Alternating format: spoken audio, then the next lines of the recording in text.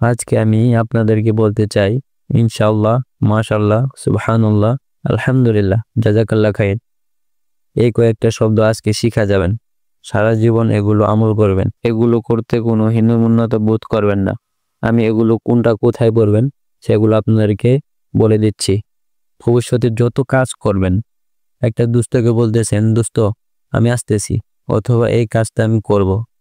ভবিষ্যতে যাই করবেন সবগুলো পড়বেন ইনশাআল্লাহ, মানে আল্লাহ যদি চায় তাহলে আমি এই কাজগুলো করতে পারবো। আসলে কি আল্লাহ না চাইলে আমরা কিছু করতে পারবো? কিছুই করতে পারবো না। আমি করব কিন্তু আল্লাহ চাইলে। এই জন্য আমরা ভবিষ্যতে যত কিছু করব সবগুলোর সাথে বলবেন ইনশাআল্লাহ। আমরা অনেকেই জানি না কোথায় ইনশাআল্লাহ, কোথায় মাশাআল্লাহ বলতে হয়। এই জন্য ছোট বাচ্চাদেরকেও শিখিয়ে দিবেন। এই মুসলিম বিদ্বেষী কুলাঙ্গারের প্রতিবাদের অংশ হিসেবে এখন থেকে এই শব্দগুলো আমরা আরো বেশি বেশি চর্চা করব এবং বলবো। এই উসিলায় আজকে আমরা সবগুলো ভালো করে শিখে এবং অন্যদের শেখাবো। ভবিষ্যতে যত কাজ করব তার আগে বলবো ইনশাআল্লাহ। আর আল্লাহর কোনো নিয়ামত পাওয়ার পর, কোনো সুসংবাদ পাওয়ার পর, কোনো ভালো কাজ করার পর আল্লাহর প্রশংসা জ্ঞাপন করে বলবো আলহামদুলিল্লাহ। কেউ যদি জিজ্ঞাসা করে কেমন আছো, তখন আমরা বলবো আলহামদুলিল্লাহ, ভালো আছি। আর কোনো কিছু দেখে আশ্চর্য হয়েছি, সাহস দিতে চাই, কাউকে উৎসাহ দিতে চাই, আর অনুপ্রেরণা দিতে চাই, তাহলে বলবো মাশাআল্লাহ, মাশাআল্লাহ।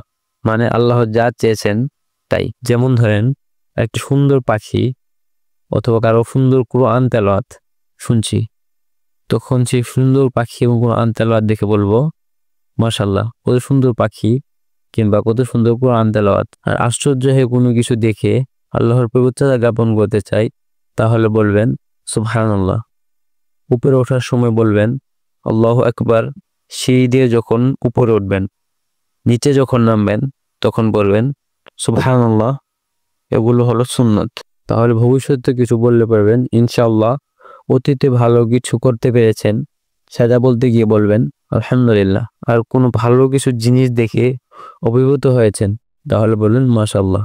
এবং কোনো কিছু দেখে আশ্চর্য হয়ে আল্লাহর পবিত্রতা জ্ঞাপন করেছেন তখন বলবেন সুবহানাল্লাহ। উপরে ওঠার সময় পড়বেন আল্লাহু আকবার, নিচে নামার সময় পড়বেন সুবহানাল্লাহ।